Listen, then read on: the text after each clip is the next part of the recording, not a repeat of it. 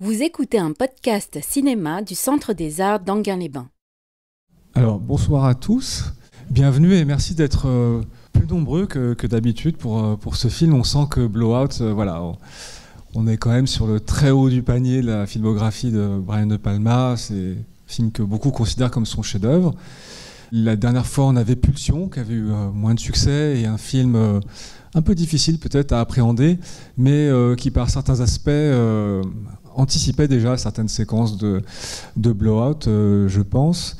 Il y a ce truc chez De Palma qui est assez beau, c'est qu'il y a des liens entre les films, des effets de continuité qui ne sont pas forcément narratifs. Il y a par exemple ce lien entre Carrie et Fury, pour ceux qui se souviennent de la fin de Carrie, avec le personnage de Sue qui fait un cauchemar dans lequel Carrie lui attrape le bras, etc.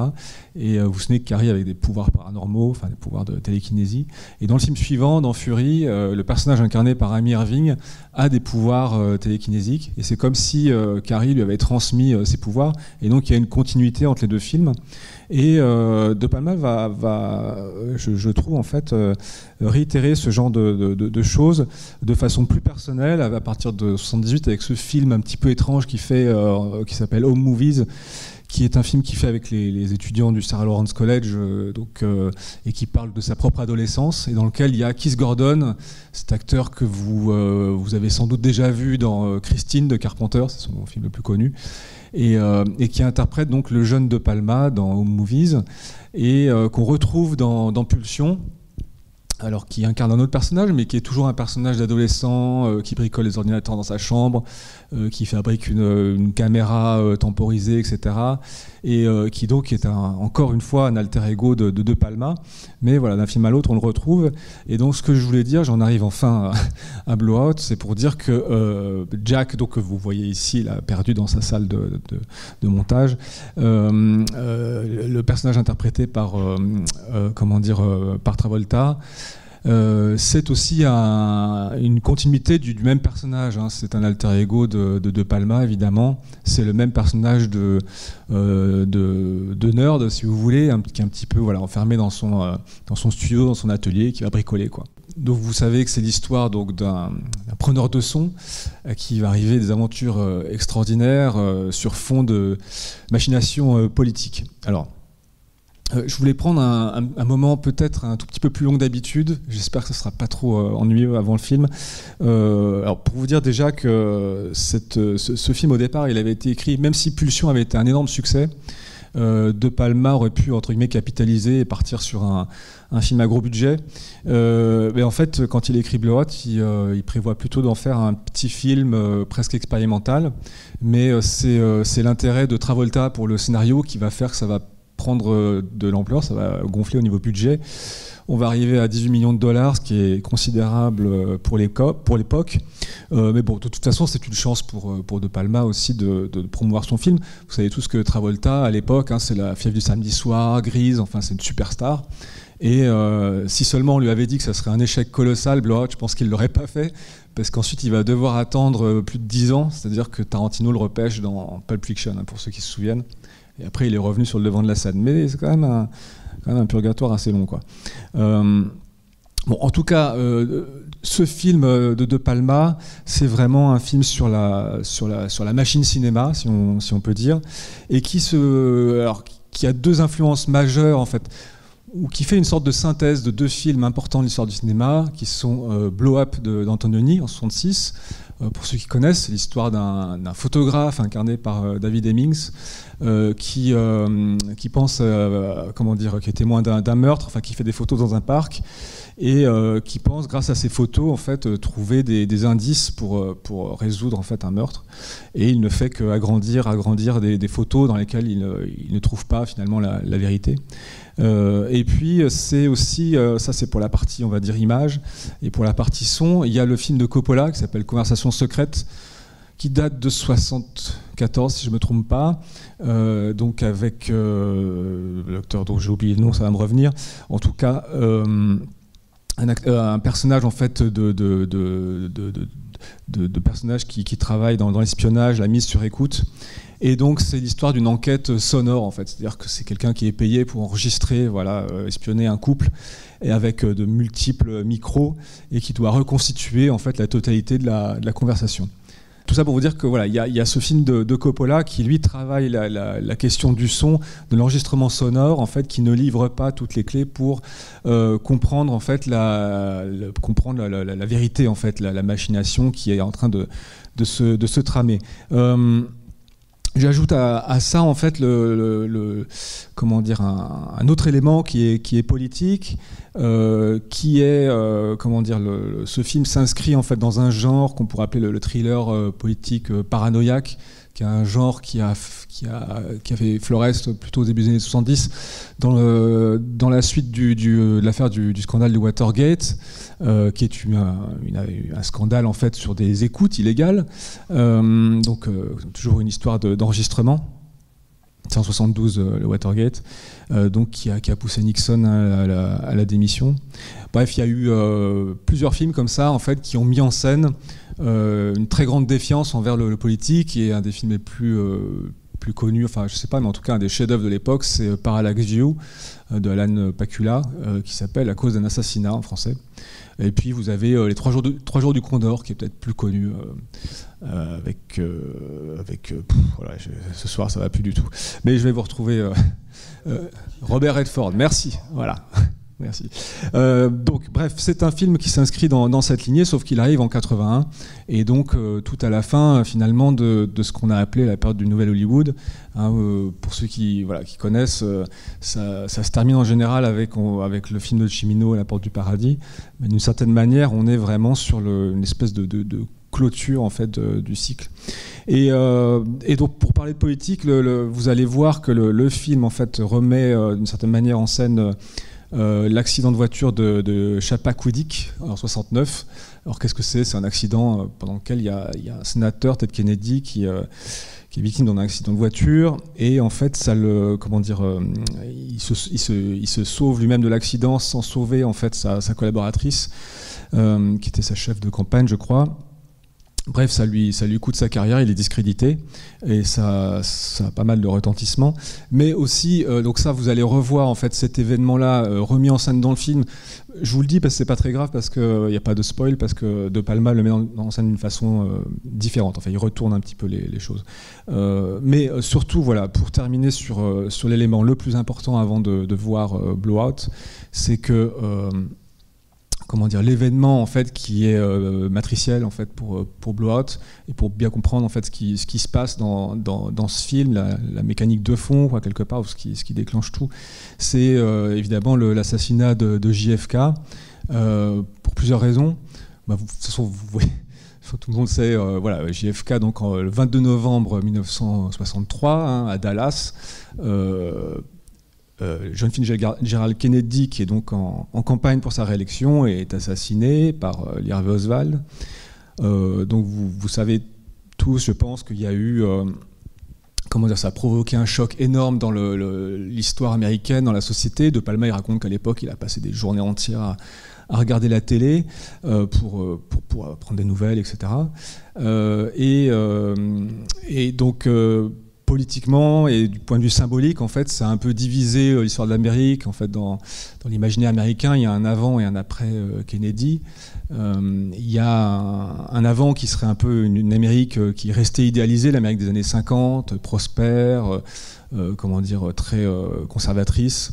Et puis l'Amérique d'après, vous voyez la période, on va dire 60-70, avec son lot de contestation, de contre-culture, qui pour beaucoup de gens était un problème, pour d'autres moins, mais il y avait quand même aussi la guerre du Vietnam, il y avait toute cette défiance qui s'est installée envers le politique, toute cette déconstruction en fait finalement des mythes américains qui se met en place, les chocs pétroliers, etc.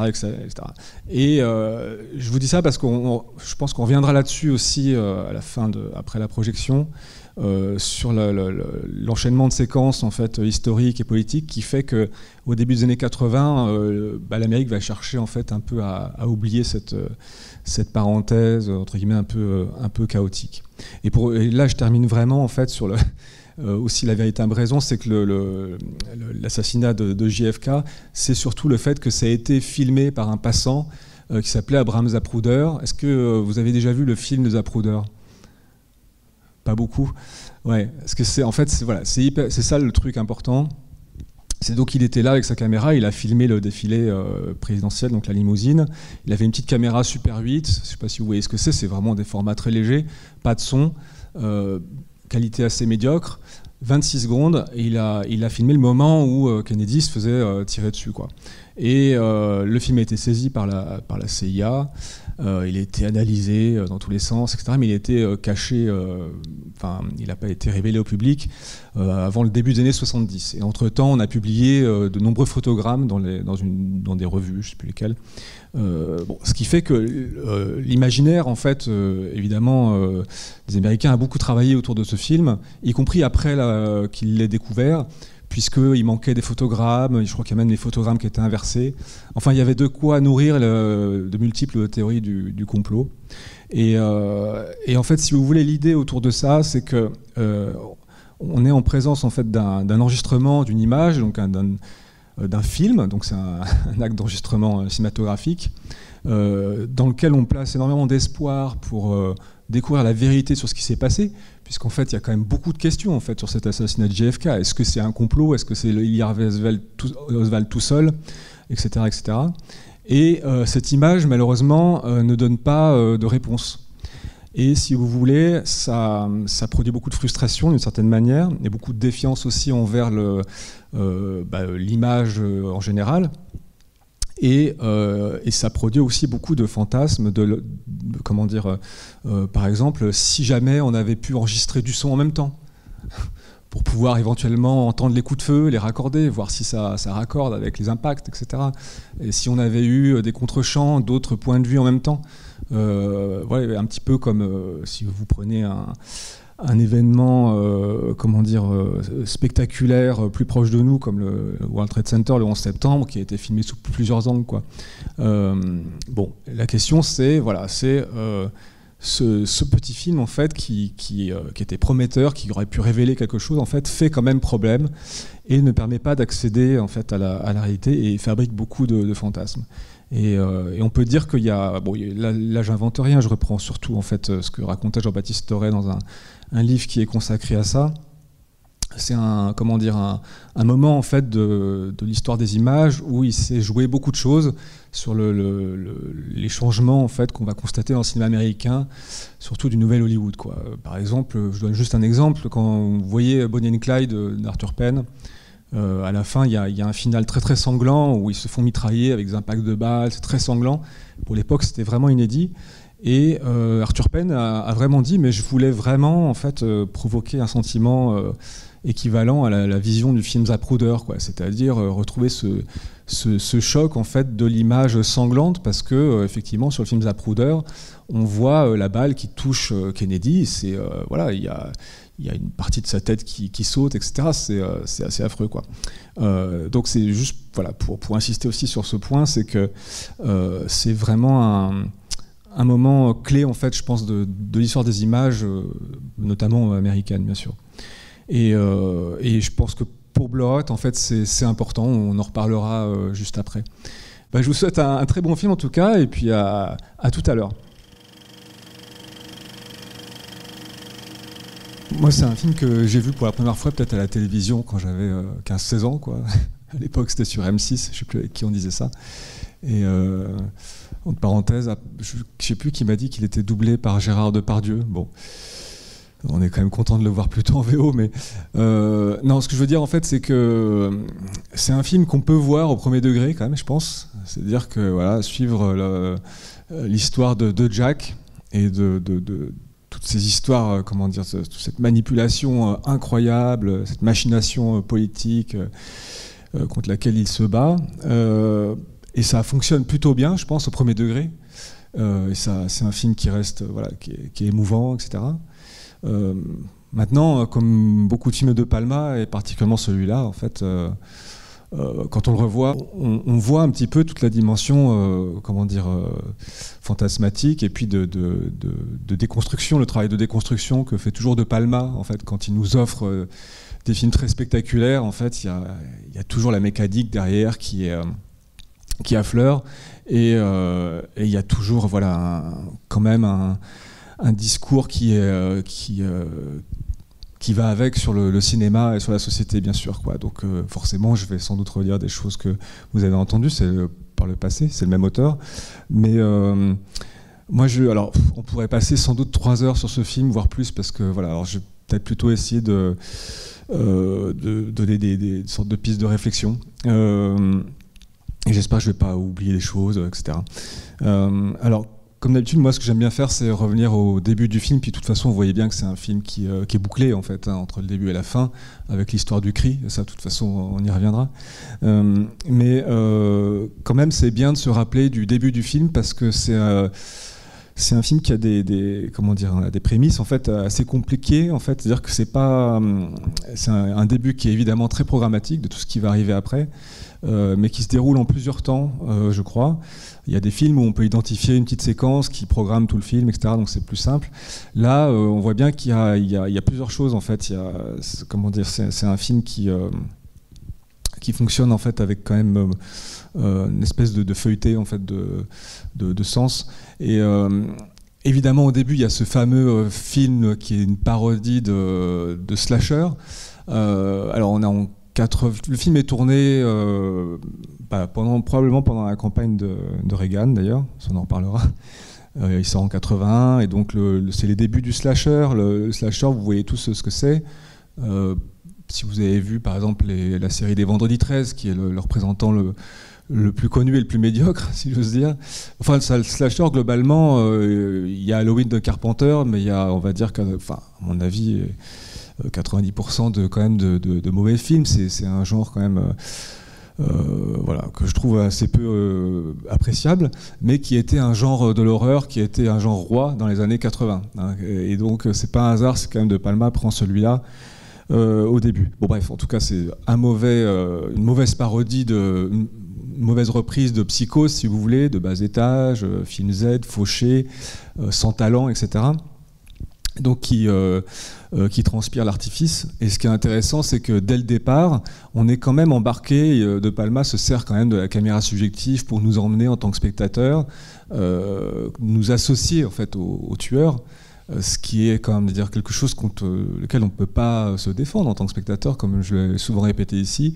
De Palma réfléchit toujours à partir de la position du spectateur.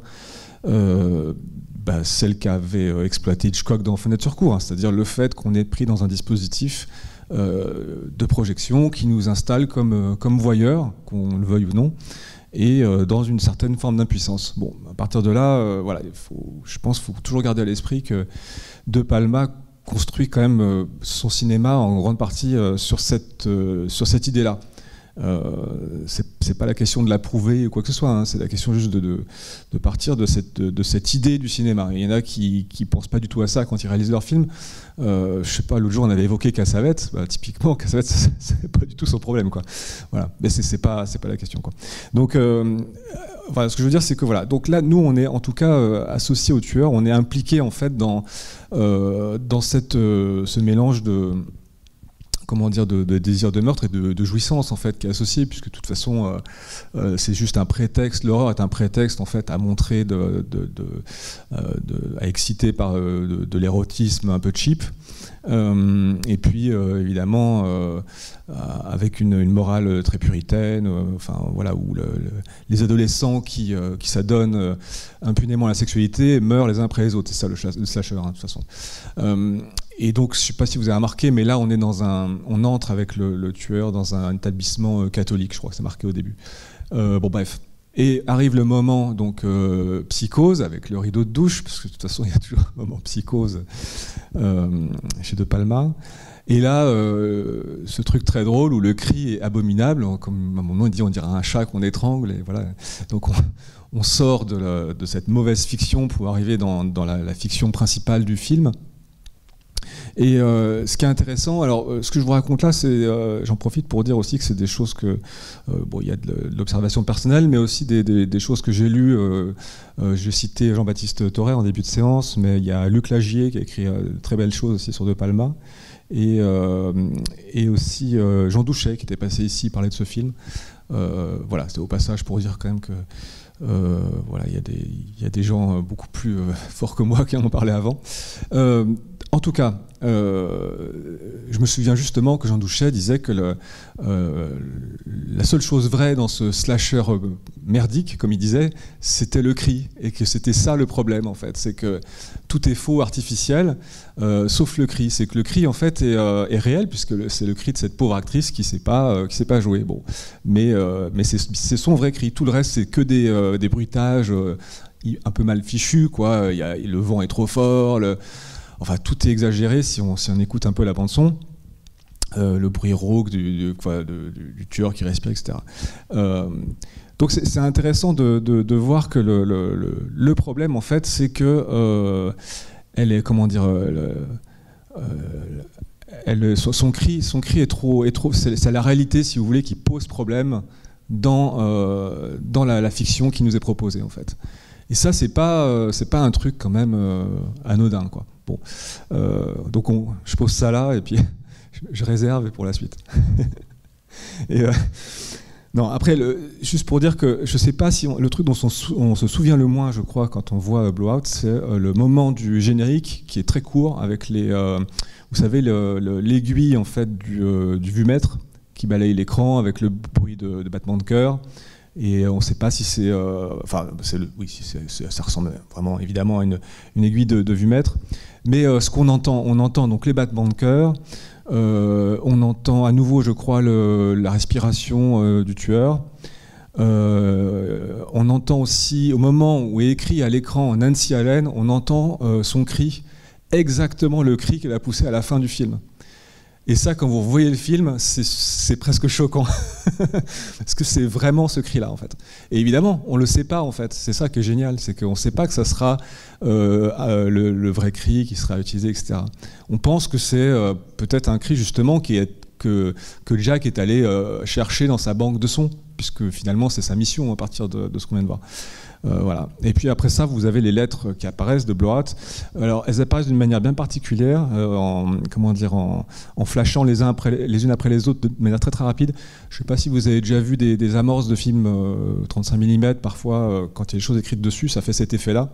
Et ça donne un peu cette impression, voilà, qu'on voit une amorce de film, littéralement. Et puis vous avez les deux hauts en fait, qui se rejoignent, avec le bruit de l'accident, il me semble, enfin de la voiture qui dérape. Donc bon, l'idée à la fois des pneus, en fait, et puis évidemment, ça renvoie aussi pour moi l'idée du cri avec la forme de bouche quand même. Mais voilà. Bon, ça, je trouve ça assez important de se souvenir que De Palma a quand même glissé à cet endroit. En fait, c'est-à-dire que le vrai cri de Nancy Allen, enfin de Sally, est noyé en fait déjà dans la fiction, dans ce générique. Et c'est ça le vrai programme du film, je crois. Enfin, on va essayer de vous le montrer. Donc après, il y a aussi deux petites séquences encore, je pense, sur lesquelles je vais m'attarder. Après, je pense qu'on parlera du film plus généralement. Mais il y a le moment où on retrouve donc Jack dans son studio de bruitage. Alors sur la porte, je ne sais pas si vous avez pu lire, il y a marqué Personal Effects, avec des lettres un peu biscornues. En fait, ça devait être le titre du film original qui a été changé, mais évidemment, il y a un jeu de mots, voilà, effets personnels, en fait, c'est-à-dire ses affaires personnelles et en même temps les bruitages, quoi. Enfin, ça veut dire les deux.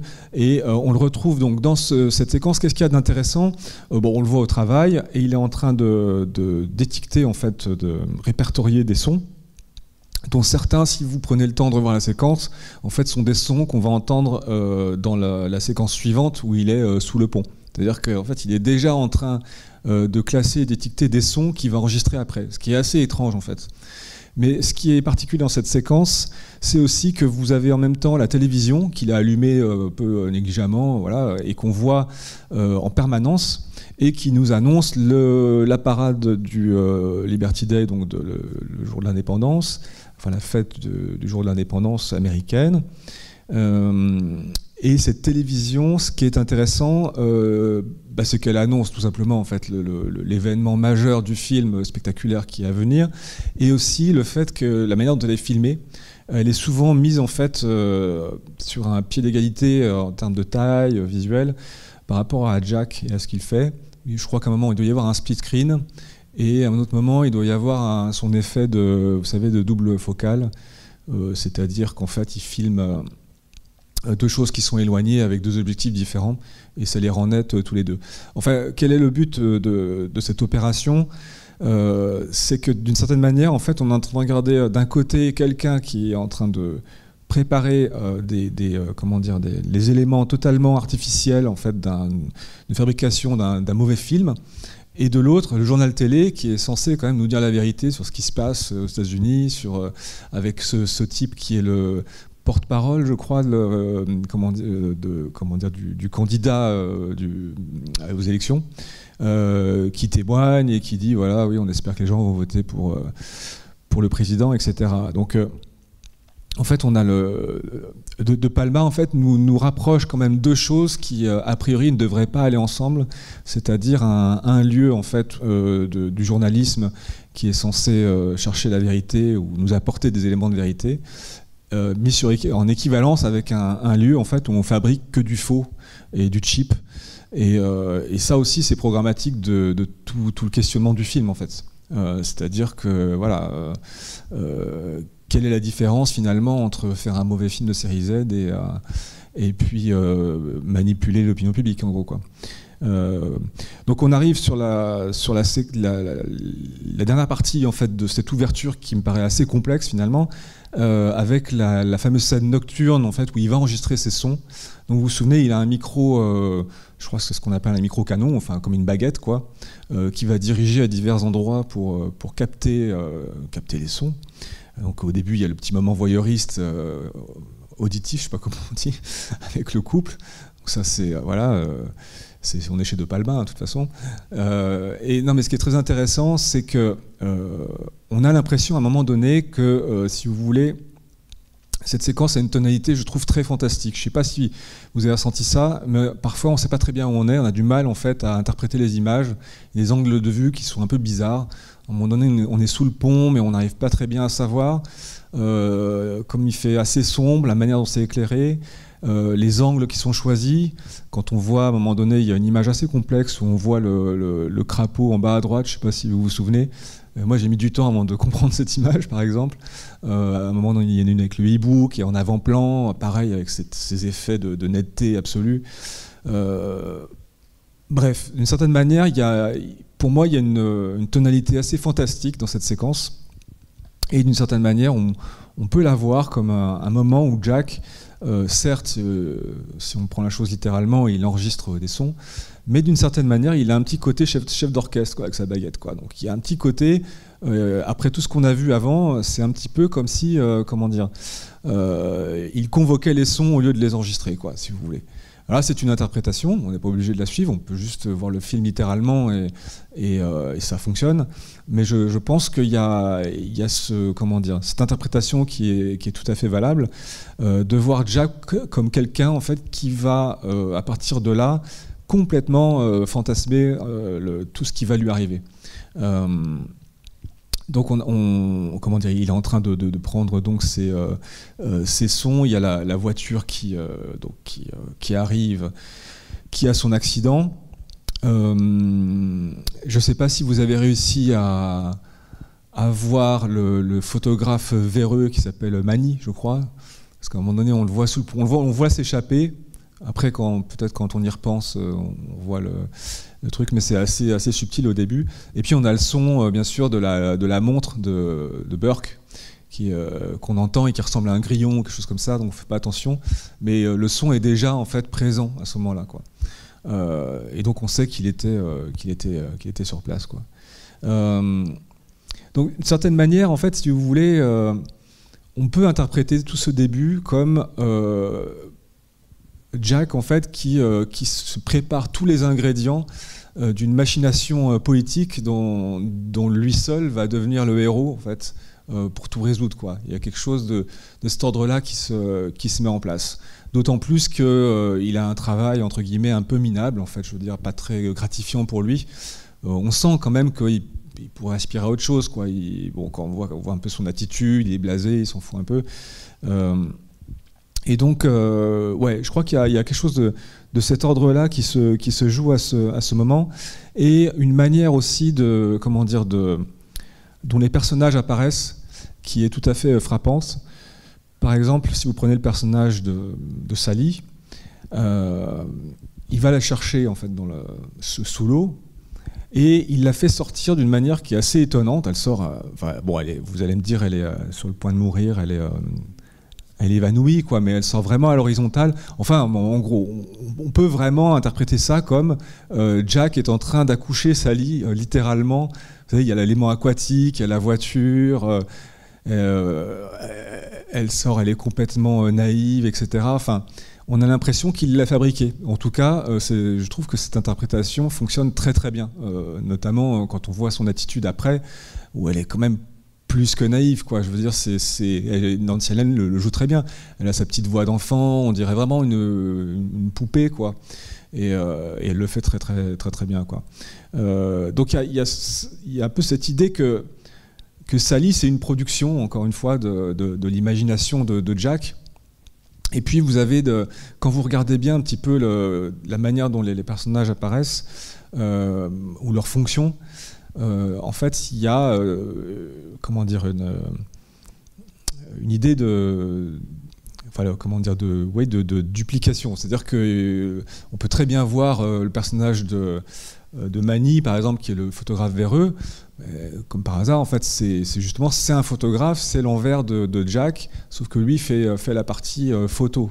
Quand vous avez Burke, en fait, c'est vraiment c'est le tueur, mais c'est l'envers diabolique de Jack, et c'est quelqu'un, en fait, qui ne cesse d'œuvrer à une machination, en fait, contre Jack, mais d'une manière parallèle. C'est assez étrange.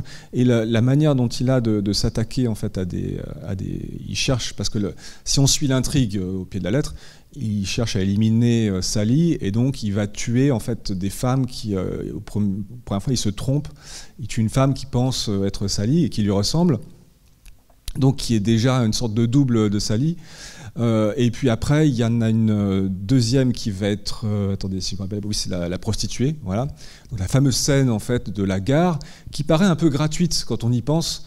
Je trouve pas qu'elle aide tellement le récit.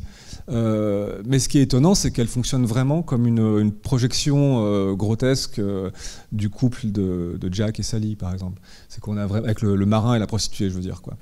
La prostituée, c'est évident, de toute façon, elle lui ressemble physiquement, elle est prostituée, etc. Après, le marin, la comparaison avec Jack est pas très flatteuse non plus. Voilà, parce qu'il a un côté un peu éjaculateur précoce, quoi, voilà. Donc tout ça est un peu grotesque, mais c'est quand même une espèce de duplication du couple. Et au passage, bon, il faudra parler de la vision de la sexualité, mais on a un très beau couple, en fait, dans ces personnages de Sally et Jack, mais c'est quand même très particulier parce qu'ils ont une relation quand même très platonique. Il y a juste un petit baiser qui est échangé à la va-vite juste avant qu'elle parte, je crois, avec le micro, je crois qu'il me semble, enfin, c'est vraiment dans la voiture. Mais bon, ils vont au motel ensemble, etc. Enfin, ils sont quand même très proches, et il se passe jamais rien, quoi. Donc bon, pourquoi pas. Mais quand on suit toute la trame du film, c'est quand même assez étonnant. Et c'est assez étonnant que De Palma filme, en fait, de l'autre côté la sexualité quand elle arrive d'une manière j'ai envie de dire, assez sale, quoi, si vous voulez. La relation de la prostituée et du marin, c'est satirique, mais comment dire, oui, c'est assez sale quand même. Puis en plus, il en rajoute avec le côté où elle va se brosser les dents, etc. Enfin, c'est quand même, faut le filmer, quoi. Et puis du côté de Manny, en fait, qui a pour le coup, lui, on comprend qu'il a eu une relation avec Sally. J'adore l'acteur qui joue Manny. En fait, on le voit dans plusieurs films de Palma, et il joue super bien, le type quand même vulgaire, crade. Enfin, oui, en train de boire son whisky, il va aux toilettes même sans fermer la porte. Enfin, des trucs. Et puis bon, il a drague misérablement. Il a un t-shirt taché de gras. Enfin, c'est là encore, en fait, c'est-à-dire que c'est à la fois drôle et en même temps horrible, quoi. Mais bon, ça c'est typique de Palma. Bon, enfin, en tout cas, sur la sexualité, oui, il y a quelque chose de cet ordre où Jack a besoin sans doute que Sally, en fait, reste pure, en fait. Il y a quelque chose de cet ordre-là, hein, quand même. Bon, ça c'est un élément fondamental. En tout cas, ce que je voulais dire, c'est que tous ces éléments, en fait, il me semble, corroborent, en fait, le fait que Jack évolue quand même dans une fiction qu'il fabrique beaucoup lui-même. Dans l'idée de la duplication, vous avez aussi de toute façon toutes ces histoires de copies, j'avais oublié de le mentionner, c'est quand même le fond de l'affaire, c'est les copies de films et de bandes audio, quoi. Il passe quand même son temps à faire des copies, on les efface, etc. Et ça aussi, c'est une histoire de duplication, quoi. Donc c'est un film assez étrange de ce point de vue-là, dans sa manière de progresser, en fait. Il a l'air d'avoir une trame classique, et en même temps, d'une certaine manière, ça fait beaucoup de surplace. Et c'est pas un hasard, au fond, si la forme globale du film, c'est la boucle. Enfin, c'est qu'à la fin, on revient au point de départ avec cette fameuse récupération du cri, quoi. Alors, je ne sais pas si vous vous souvenez, pour ceux qui étaient là sur Obsession, parce qu'en fait, Obsession, on revient toujours à Vertigo, de toute façon, chez De Palma, à un moment donné. Obsession, c'était un remake complet de Vertigo. Et je dis ça par rapport à la théorie de la boucle. C'est que dans Vertigo, en fait, c'était plus la théorie de comment on appelle ça, de la spirale. Merci. Il y en a qui suivent, en fait, contrairement à moi. Oui. Donc en fait, non. Et pourquoi? Bon, alors ça paraît très technique. Bon, la spirale, qu'est-ce qu'il raconte? C'est la géométrie et tout. En fait, c'est juste l'idée que dans Vertigo, vous êtes toujours dans une histoire de manipulation, évidemment, avec cette femme qui est une image que, vous vous souvenez, Scotty essaie de recréer, mais qui n'arrive pas à recréer à l'identique. Donc en fait, vous avez l'idée d'un recommencement impossible, en fait. Donc on tente de réactiver la même chose, de la reproduire, justement de faire une copie, mais qui est dégradée. D'où l'idée de la spirale, en fait, c'est-à-dire qu'on n'arrive jamais à revenir au point de départ, quoi. Et j'ai l'impression que dans Blowout, d'une certaine manière, en fait, on est sorti un petit peu de cette idée-là, c'est-à-dire que c'est pas tellement que qu'on ne va pas arriver à reproduire une personne à l'identique, mais c'est la question, en fait, plutôt du surplace. Vous vous souvenez de la séquence au moment où Jack s'aperçoit que toutes ses bandes ont été effacées? Il y a un mouvement de caméra qui est très étonnant, qui est en fait un panoramique circulaire, voilà, qui doit durer 3 ou 4 tours, je ne sais plus. Enfin, je ne sais pas compter, hein, mais c'est assez important. Mais c'est vraiment, voilà, c'est une boucle et c'est du surplace. Et on revient au même endroit, etc. Et d'une certaine manière, de toute façon, la forme globale du film, elle est celle-là, hein, puisque si on fait le bilan, on revient devant le film à la fin, avec un cri qui n'est certes pas le même, mais on revient au même point, avec Jack qui est au même point, en fait, en train de fumer sa cigarette, assis au même endroit, quoi. Alors, moi, d'une certaine manière, je trouve que cette forme, en fait, elle fait partie aussi du programme du film, je vous disais, qui est quand même bien de son temps, en fait. C'est-à-dire qui est un moment de l'Amérique où on on cherche à restaurer les choses, quoi. C'est-à-dire qu'on entre dans un cycle des années 80 en fait, de restauration de l'Amérique idéale et de réactivation, voilà, de l'idéal américain des années 50. Et on cherche à oublier justement la parenthèse considérée comme chaotique des années 70, on va dire, Vietnam, etc.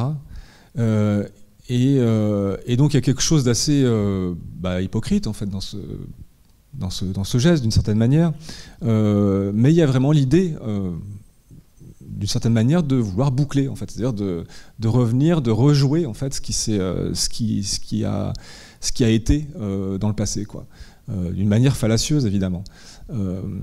Alors comment tout ça se produit? Il y a aussi dans le film cette idée, si vous voulez, par rapport en fait. Alors là, on va arriver peut-être dans le dur du sujet, c'est-à-dire toujours ce problème chez De Palma du rapport au réel et de l'accès au réel, puisqu'en fait tout tourne, vous l'avez vu, autour de la question de la preuve par rapport à l'enregistrement, donc d'abord audio et ensuite raccordé à l'image reconstituée. Donc vous avez tous en tête en plus c'est cité Zapruder à un moment donné, il y en a un qui dit ça va être le nouveau Zapruder, etc. Donc là-dessus j'ai pas besoin de revenir. Mais comment dire, ce que nous montre De Palma, c'est que une chose tout à fait étonnante, c'est-à-dire que on pourrait se dire finalement Jack réussit à reconstituer la preuve, c'est quand même un tour de force, quoi. Il réussit à remettre les images, raccorder le son. On a le coup de feu, on sait qu'il y a un complot, là c'est évident, c'est comme si on avait eu le film Zapruder et qu'on avait réussi à identifier un truc et dire que ouais, il y a un deuxième tueur, donc il y a un complot. Mais c'est pas suffisant en fait. C'est-à-dire que comment dire, il y a toujours chez De Palma en fait cette idée que une fois qu'on pense avoir découvert une vérité, et elle est là effectivement dans ce petit film, il y a toujours un hors-champ en fait qu'on maîtrise pas, quoi. Et ce hors-champ, il va être pour le coup non pas un hors-champ proche de ce qui était filmé, mais ça va être le hors-champ de la manipulation politique. À un moment donné, on pense toucher un petit peu de mettre le doigt sur qui tire les ficelles.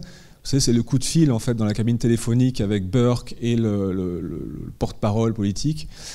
Qui lui dit non mais là je te connais pas, je t'ai jamais entendu, etc. parce qu'il voit que le type devient dingue. Mais au fond, on n'en sait pas plus en fait sur ce qui se trame derrière, quoi. Et Jack ne le saura pas non plus. Et il y a cette idée en fait quand même qui est beaucoup répétée dans le film aussi, c'est que les gens, beaucoup de monde en fait, n'arrêtent pas de dire à Jack qu'ils ne veulent pas savoir, quoi. C'est-à-dire que dès le début, ça c'est évident, il y a le personnel politique qui va dire non, il faut étouffer l'affaire, bon, ça c'est classique. Mais après, on n'aura de cesse que d'essayer, le flic, quand il va voir le flic justement au poste de police, qui lui dit voilà, ouais, tu nous ennuies avec tes théories du complot, et puis de toute façon, t'es dingue, et puis ça intéresse personne en fait, quoi. Il n'y a que le journaliste à un moment donné qui vient essayer de le chercher. Mais globalement, en fait, il y a cette idée que la vérité, en fait, n'intéresse plus grand monde. En fait, il y a cette idée qui est assez terrible dans le film de De Palma, c'est que d'une certaine manière, avec ce film, il retrouve l'esprit contestataire qu'il avait dans les années 60 et dont on avait parlé beaucoup aussi dans Phantom of Paradise. C'est-à-dire que De Palma fait le constat qu'aux États-Unis, le spectacle, en fait, si vous voulez, absorbe tout, quoi. C'est-à-dire que même les choses qui sont réelles sont prises en fait dans la machine du spectacle. Je ne sais pas si vous vous souvenez, à la fin de Phantom of the Paradise, ce mélange en fait des éléments de mise en scène un peu grotesque, d'opéra rock, de gens qui meurent pour de vrai, et de spectateurs qui font plus la différence entre les deux et qui font la fête. Et en fait, c'était, je trouve, une vision assez forte, assez terrible, et d'une certaine manière qu'on peut trouver assez juste aussi. Et on retrouve, à mon avis, un petit peu cette idée dans Blow Out, c'est que de toute façon, tout ce qui est réel va être, si vous voulez, absorbé dans la machine fictionnelle. Et c'est ça en fait qui arrive à la fin, c'est-à-dire que vous avez le fameux cri de Sally qui est donc avec sa mort en fait un des moments extrêmement pathétiques, enfin très très beau avec le travelling circulaire, avec les feux d'artifice, etc. Mais qu'est-ce que son cri va devenir finalement? Il va être incorporé dans un mauvais film de série Z. Donc en fait, la fabrique du mensonge et de la vulgarité qui triomphe en fait à l'orée des années 80. Donc si vous voulez, l'ironie, c'est effectivement qu'on prend un morceau de réel pour faire fonctionner en fait de la fiction. Mais ce qui est terrible, c'est que c'est comme si on avait jeté tout ça à l'égout, en fait, d'une certaine manière, quoi. C'est que le réel, en fait, est évacué par tout ce qu'il y a de plus sale, d'une certaine manière, quoi. C'est-à-dire tout ce qu'il y a de plus vil en termes de spectacle et de manipulation. Donc, je trouve que je sais pas, vous me direz ce que vous avez ressenti à la fin. Moi, il y a beaucoup de tristesse. En fait, on est normalement avec tout ce ralenti interminable. Quand il court à la fin, on se dit il va quand même la sauver, mais non. Et donc, je sais plus si je vous disais, mais l'équipe du film, il y avait une alchimie incroyable entre Travolta et Nancy Allen. Et non seulement à l'écran, mais je veux dire en tant qu'acteur, en fait, il y a quelque chose qui se produisait de très émouvant pour toute l'équipe. Et tout le monde avait très envie qu'ils s'en sortent à la fin. Ils ont essayé de faire pression sur De Palma. Non mais change ton script, c'est pas possible, ils sont trop beaux tous les deux, faut les garder. Non, c'est pas ce que j'ai prévu. Et donc, fidèle à lui-même, il est allé au bout du tragique. Mais comment dire, ce qui est triste, donc c'est évidemment le fait qu'ils perdent Sally, mais comment dire, ce qui est d'autant plus choquant, c'est la récupération justement dans cette machine de spectacle vulgaire en fait. C'est le truc le plus terrible qu'on puisse voir, quoi. Et d'ailleurs le film s'achève là-dessus. C'est d'une certaine manière pire que la mort de Sally, quoi. Parce que si on regarde un petit peu le type de relation qu'ils ont tous les deux, Sally et Jack, d'une certaine manière, on peut quand même, avec ce jeu de double, quand même, on peut se dire que voilà, Jack, il a quand même, il y a sexuellement en fait, il y a les meurtres en fait sont une forme de comment dire de symbolique, enfin d'actes sexuels symboliques en fait, de la part de Burke, et il fait ce que Jack peut pas faire, quoi, d'une certaine manière. Et à la fin, si vous voulez, le fait qu'elle soit morte, Sally, d'une certaine manière, elle reste en fait un personnage idéal, hein, et donc elle reste, comment dire, elle est plus belle morte que vivante, d'une certaine manière, pour Jack. Il y a quand même ce problème-là aussi, je crois. Bon, après, peut-être que vous ne serez pas d'accord. Je sais pas. Bon, après, il y a une interprétation que j'aime beaucoup sur le film. Après, j'arrête. Mais c'est le mythe d'Orphée, en fait. Il y a une interprétation qui explique que en fait, Jack essaye de ramener Sally en fait, dans le réel depuis sa fiction, depuis son fantasme, et qu'il n'en ramène que le cri. Qui est une trace, en fait, la seule trace qu'il conserve d'elle. Et je trouve que c'est le mythe d'Orphée et Eurydice, hein, bien sûr. Et je trouve que c'est une très belle interprétation et aussi, d'une certaine manière, une métaphore du cinéma, en fait, qui ne peut que garder une trace du réel, mais pas le réel lui-même, quoi. Voilà, quoi. Je crois que j'ai enchaîné un truc un peu délirant. J'ai été encore plus délirant que Jack dans le film. Mais en tout cas, j'ai un micro, si quelqu'un veut intervenir. Oui. Ouais, écoute, je ne sais pas si c'était que des interprétations, mais moi je trouve que... Moi j'ai vu à peu près ça dedans, en fait. Alors j'avais pas vu le film depuis je l'avais vu quand il était sorti, je l'avais pas revu. Et je m'en souvenais plutôt pas mal, en fait. Je pense, en le revoyant, je ne l'avais pas du tout vu comme ça il y a 40 ans, mais qu'effectivement, c'est Et ça se voit encore plus que dans les films de Palma, vraiment un film sur le cinéma, quoi. C'est-à-dire que il y a vraiment... t'as tous les ingrédients, t'as vraiment le sentiment où il dit qu'en fait, pour faire du faux, c'est-à-dire au-delà des slashers, un film tout court, une fiction, c'est du faux, il faut mettre quelque chose de vrai dedans pour que ça marche. Oui, et au passage, j'en profite pour dire, parce que on a souvent tendance à dire que des cinéastes comme De Palma, en fait, savent pas faire de la psychologie, savent pas, justement faire advenir des choses réelles. En fait, c'est pas très vrai au niveau des tournages. Quand même, déjà, c'est un excellent directeur de casting et un bon directeur d'acteur, et il a vraiment un sens du détail. Quand on regarde comment les films sont faits, au contraire, en fait, il fait très attention justement à la réalité, et il fait souvent entrer des choses réelles dans ses films. Bon, mais on s'en rend pas compte parce que c'est en même temps tellement maîtrisé. Pardon, c'était juste une incise. Ouais, non, mais tout à fait. Et du coup, après, il redit ça plusieurs fois de différentes manières. Par exemple, la scène de l'accident, on le voit sous 2 angles différents, déjà. La première scène, et ensuite on le voit avec les yeux de Travolta quand lui-même se le réinterprète. Et où d'ailleurs, la question de la baguette du chef d'orchestre, je pense que c'est tout à fait ça, puisque c'est transformé par un crayon.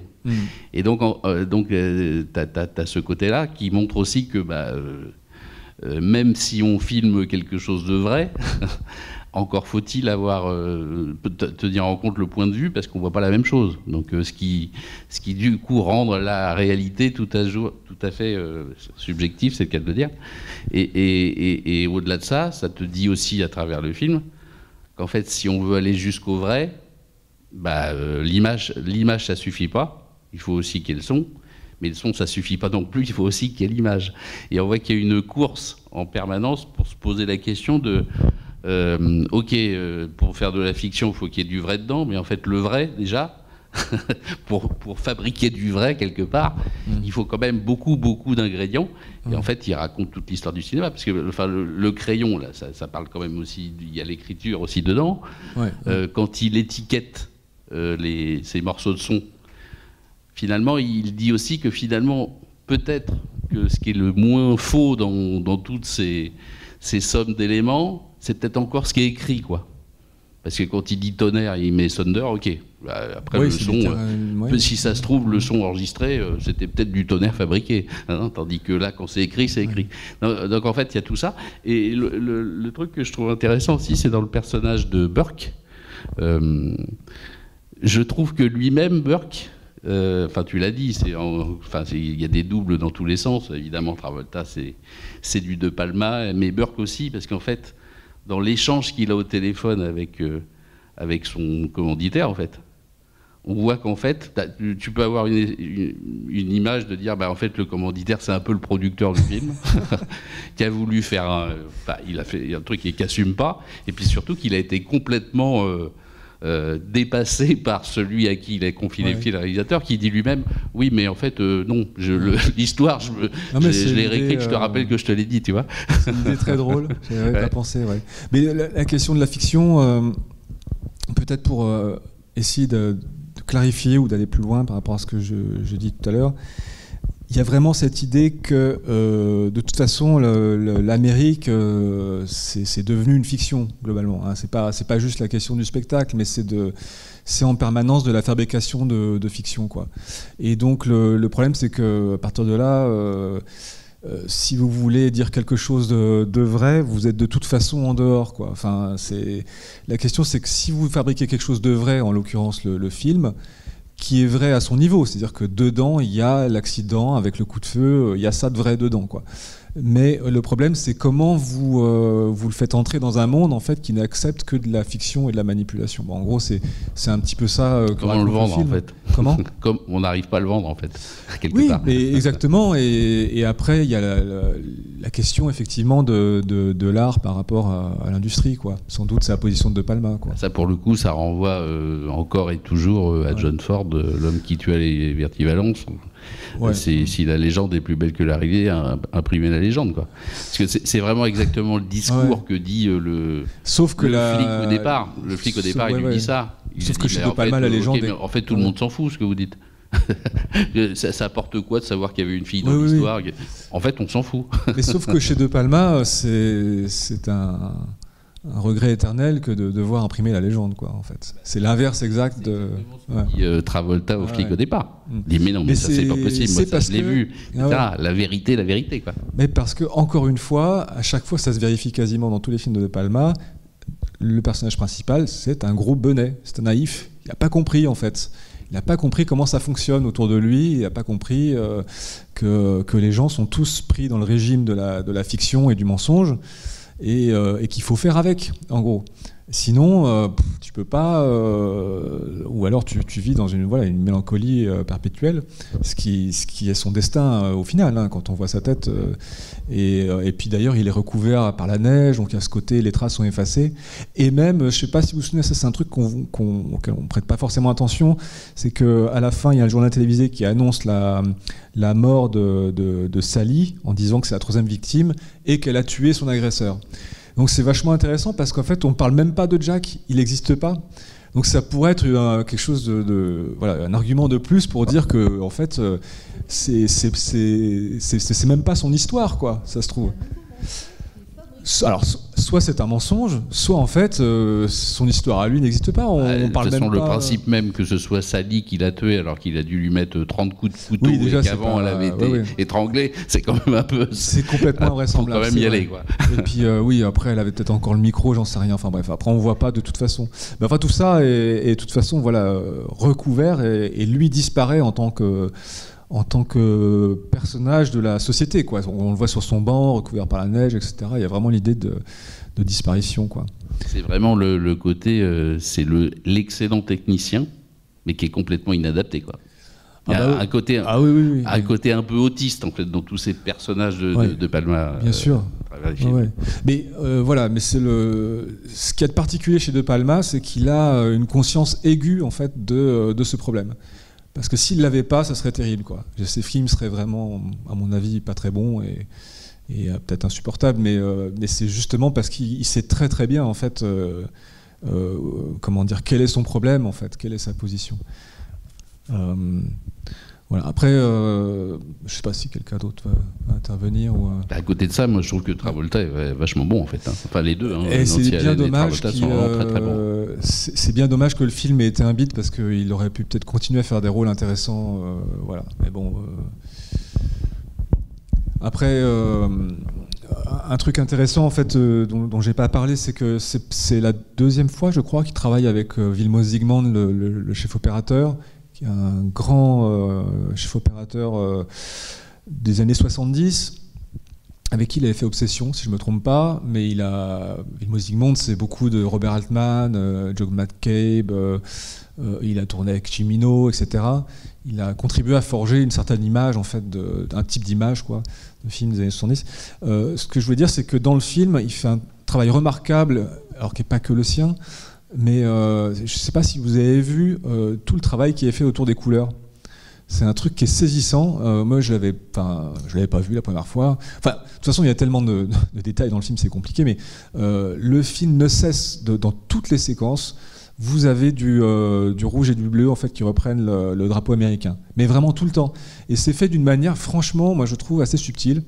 Il n'y a pas d'effets grossiers, mais jusque dans la tapisserie du motel, en fait, où on a des motifs sur le mur. Mais tout ça est très bien designé, ce qui fait que ça passe très, très bien. Mais si vous voulez, les motifs du drapeau, en fait, courent en permanence partout pendant tout le film et forment une espèce de tapisserie, justement, de décor, quoi, si on veut. Et c'est encore un truc qui renforce ce côté un peu fantasmatique. Normalement, l'Amérique, elle n'est pas repeinte en couleur du drapeau, quoi. Normalement. Voilà, sinon... ah si, j'ai une anecdote conspiration. Je ne sais pas si quelqu'un est preneur, parce que puisqu'on parle de conspiration. Mais non, ce qui est marrant, c'est que... Enfin non, c'est pas drôle pour De Palma, mais en fait, quand ils ont fini de tourner donc, cette immense séquence de poursuite, quand il a sa Jeep et qu'il traverse la ville, à la fin, il y a un truc très spectaculaire. Bon, ils ont envoyé les négatifs au laboratoire. Il y a 2 bobines qui ont été volées. Ce qui fait qu'ils ont dû retourner en fait une grosse partie de la séquence de la parade. Je ne sais pas si vous voyez le truc, quoi. Parce qu'il y a quand même des images, énormément de figurants, enfin des cascadeurs, des machins, des hélicoptères et tout. Je ne peux pas vous dire exactement quel plan, mais une grosse partie, et donc ça a coûté 750 000 $ quand même. Ce qui n'est pas rien. Mais ouais, je sais qu'ils ont essayé de passer des annonces avec des récompenses, quoi, pour essayer de récupérer les bobines, mais ils les ont jamais retrouvées. Donc on ne sait pas si c'est Burke qui les a volées, je ne sais pas. Mais enfin, je trouve ça un truc tout à fait étonnant, quoi. Et puis voilà. Puis parmi les talents, oui, que j'ai pas cités, il y a évidemment Pino Donaggio, hein, qui est le compositeur attitré de Palma, qui a pris la suite de Bernard Herrmann, le compositeur d'Hitchcock. Et je trouve que le thème du film est magnifique, et vous le connaissez peut-être parce que, enfin, je veux dire, vous l'avez peut-être réentendu par la suite, parce que Tarantino l'a repris dans Boulevard de la Mort. Voilà, il l'a repris dans une. Et quand Tarantino reprend une musique, en général, ça devient beaucoup plus populaire parce qu'il vend beaucoup de disques de bande originale de films, quoi. Mais c'est un thème qui est magnifique, et le moment du feu d'artifice, moi je trouve toujours très très émouvant, avec ce moment de ralenti sur Jack quand il est essoufflé, un truc assez étonnant. Et il y a des flashs de couleurs en fait qui viennent sur lui. Alors encore une fois, c'est le rouge, comment dire, le bleu, et puis le noir, c'est pas une couleur, mais enfin qui alterne sur son visage. Et après, vous avez ce travelling circulaire qui est quand même tout à fait étonnant, quoi. Je veux dire, il a tourné ça sur fond bleu, visiblement. Enfin, le trucage est très bon. Mais j'ai rarement vu, en fait, un contrepoint aussi sublime au cinéma, quoi. C'est vraiment... c'est porté à un degré... On est à la limite du ridicule, de toute façon, hein. Enfin, ça, c'est un peu le secret de De Palma, c'est que c'est toujours borderline en fait de virer en fait sur le ridicule, quoi. Après chacun décide ainsi en fonction de sa sensibilité. Voilà. Donc, mais en fait, de toute façon, tout ce discours là qui tient sur l'Amérique, je trouve ça intéressant parce que bizarrement, le prochain film qu'on va projeter, c'est Scarface. Et qui arrive dans sa filmographie, on ne sait pas trop bien pourquoi, en fait. Ça fait pas trop sens, en fait, par rapport à ce qui précède. Je dis, tiens, il fait un film de gangster, qu'est-ce qui lui arrive, quoi? Il a le droit. Mais on en parlera dans Scarface, mais ça parle que de ça, en fait. Ça parle que de c'est quoi l'Amérique, c'est quoi l'image que l'Amérique renvoie justement à l'extérieur, en particulier Cuba, hein, dans Scarface. Mais qu'est-ce que c'est que ce mirage de l'Amérique, en fait? Et Scarface parle que de ça. Et en fait, ici, on est au cœur de la fabrique, je trouve, de la fiction américaine, quoi. Mais ça passe par le citoyen, quoi, par quelqu'un un individu, quoi. Bon, en tout cas, c'est le dernier film que De Palma va tourner, malheureusement, avec Nancy Allen, puisqu'ils vont se séparer juste après. Je pense qu'elle a peut-être marre de jouer des prostituées. Voilà. Non, mais après, blague à part, on reviendra. Là, je fais un retour un peu en arrière sur Pulsion, parce qu'il y a des trucs dont on reparlera dans Body Double quand même sur la question de la sexualité, et notamment de la représentation des femmes et de la représentation de violence sur les femmes, en fait, chez De Palma, parce que c'est quand même un vrai sujet. Et dans Body Double, il y a de quoi dire, c'est pour ceux qui le connaissent, parce que là, voilà, il passe les bornes et il le fait sciemment, et ça nous permet justement d'explorer cette question qui était dans Pulsion, justement. On l'avait évoqué pendant la séance, avec comment dire, une façon en fait d'érotiser les meurtres, etc., d'une certaine complaisance, d'une certaine manière, qui me paraissait quand même ambivalente, puisqu'il y avait quand même la séquence du musée dans laquelle le personnage d'Angie Dickinson devenait un vrai sujet à mon avis, plutôt qu'un objet. Mais bon, enfin ça, on va pas revenir dessus, mais en tout cas dans Body Double, voilà, je vous promets qu'on essaiera d'en reparler. Merci en tout cas d'être resté jusqu'au bout, et j'espère que vous viendrez voir Scarface, parce que ne restez pas sur peut-être un mauvais souvenir du film qui a beaucoup été critiqué pour sa vulgarité et sa violence, qui est bien là, je vous garantis, mais qui est un film extraordinaire et qui gagne à être revu. Et ça sera les 40 ans du film. Et voilà. Et bonne soirée à tous. Voilà. Merci.